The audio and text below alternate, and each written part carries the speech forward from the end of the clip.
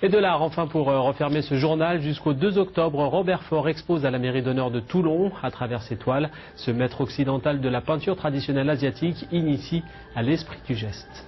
La base est simple, du papier de riz qui est un papier très absorbant, de l'encre qui est une encre très noire, très liquide. Et là, je vais faire quelque chose qui est tout simple, à savoir par exemple des bambous. Dans la peinture Chen chinoise ou Sumie pratiquée depuis des siècles au Japon, la dextérité passe par un chemin intérieur. L'esprit doit précéder le pinceau.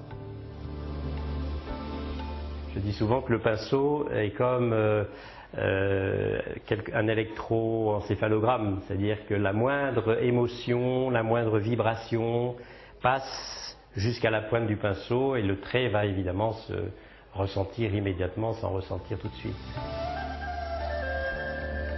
Formé en théologie et en philosophie, Robert Faure, qui a enseigné le yoga pendant 20 ans, a donc développé certaines aptitudes pour maîtriser cet art.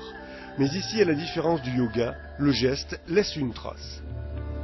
Il n'y a pas de retour possible. Une fois que l'on a fait une trace à l'encre de Chine, on ne peut plus maquiller cette trace. On ne peut plus faire en sorte que on essaye de retoucher, de revenir en arrière, de la compléter, etc. La trace a quelque chose d'absolu parce qu'elle est définitive.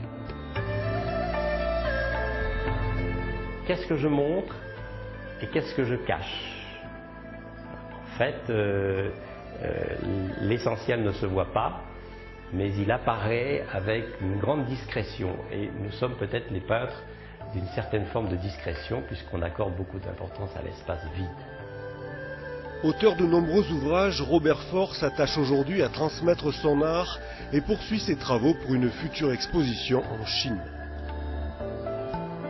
Et c'est ainsi que s'achève cette édition. À suivre la météo, votre journal régional en Provence-Alpes. L'info continue sur France 3. Restez avec nous. Je vous souhaite un excellent début de soirée à tous.